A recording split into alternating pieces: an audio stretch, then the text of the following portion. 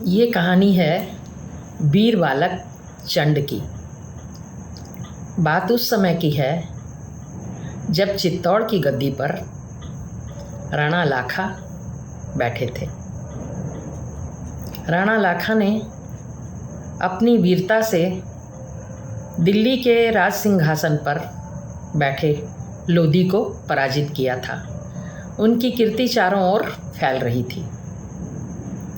उनके पुत्रों में सबसे बड़ा पुत्र चंड था और गुणों में भी अत्यंत विशिष्ट।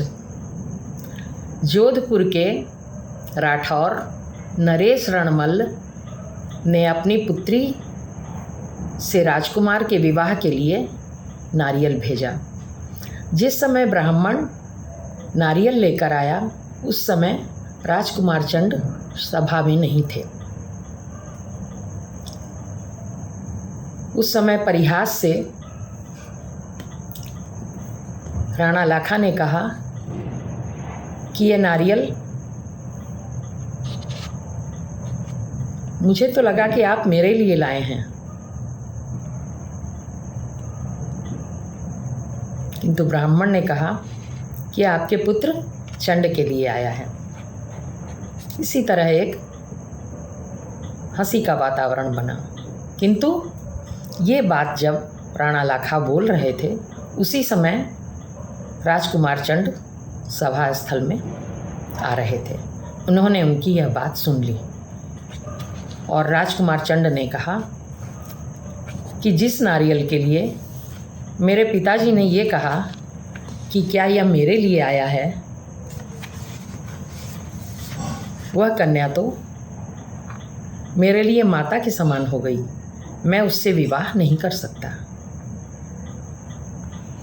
राणा लाखा ने राजकुमार से बहुत कहा कि यह बात सिर्फ मजाक की थी, किंतु चंड ने कहा ऐसा हो ही नहीं सकता। वह कन्या मेरी माता के समान हो गई है। ये विवाह मैं नहीं ही कर सकता। थोड़ी देर तो राणा लाखा ने देखा, किंतु जब किसी भी तरह चंड नहीं माना तो उन्हें बहुत क्रोध आया, क्योंकि चंड ने कभी भी उनकी बात उठाई नहीं थी। राणा लाखा को क्रोध आ गया और उन्होंने कहा कि यह नारियल लौटाया नहीं जा सकता। नारियल आ चुका है। नारियल को लौटाना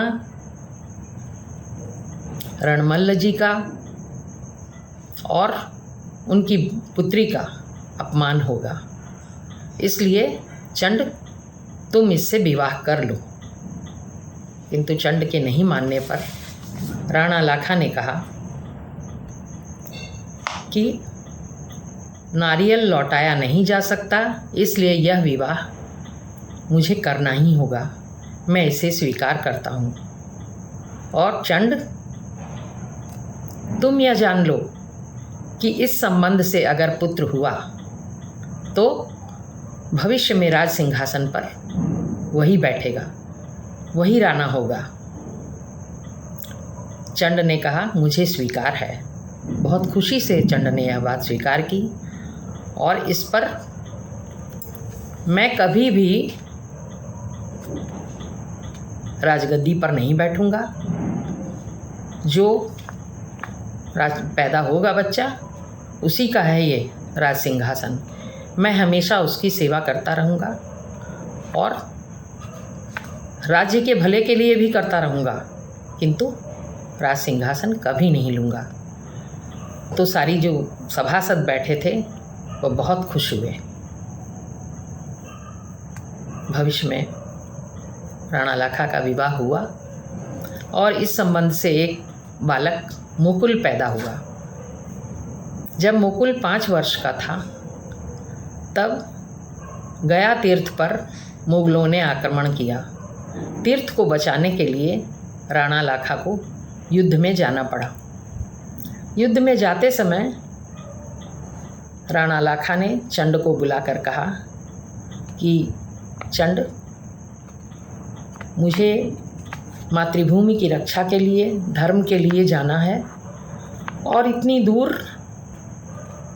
पैदल युद्ध के लिए जाना और लौटना मुमकिन नहीं है।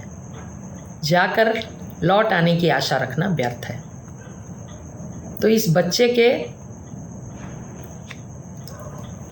जीवन का आगे क्या होगा? तो चंड ने कहा कि पिताजी आप बिल्कुल निश्चिंत रहिए, यह सिंहासन मेरे इस छोटे भाई का ही होगा, मैं सिर्फ सेवक रहूँगा। और उन्होंने उसी समय राजकुमार चंड का राज्याभिषेक कर दिया। राणा ऐसा नहीं चाहते थे कि एक नन्हा सा बालक राज सिंहासन पर बैठे, किंतु चंड ने इस काम को कर दिया और स्वयं सेवक होकर वहाँ बैठ गए और बहुत ही अच्छी तरह से राज्य का कार्य संभालने लगे।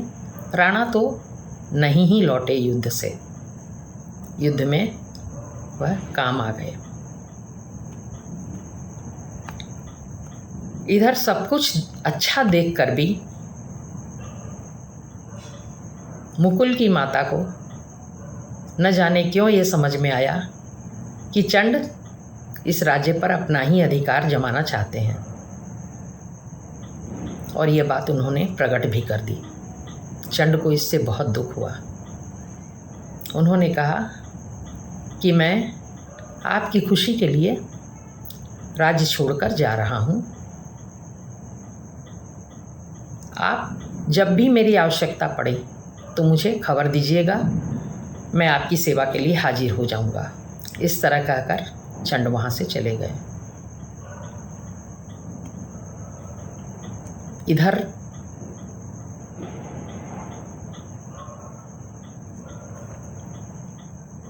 रानी ने अपने मैके से अपने भाई को बुला लिया।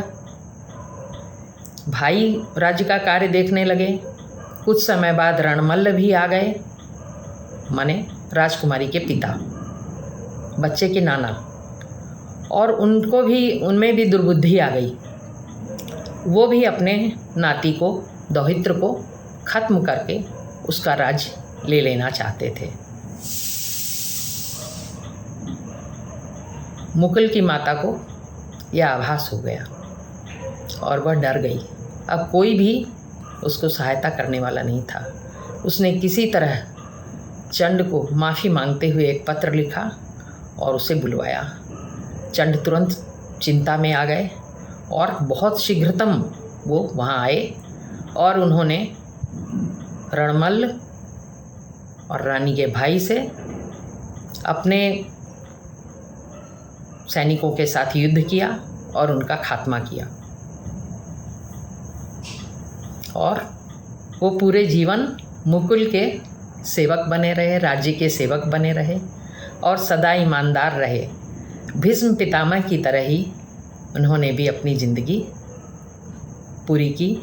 धन्य है वीर बालक चंड।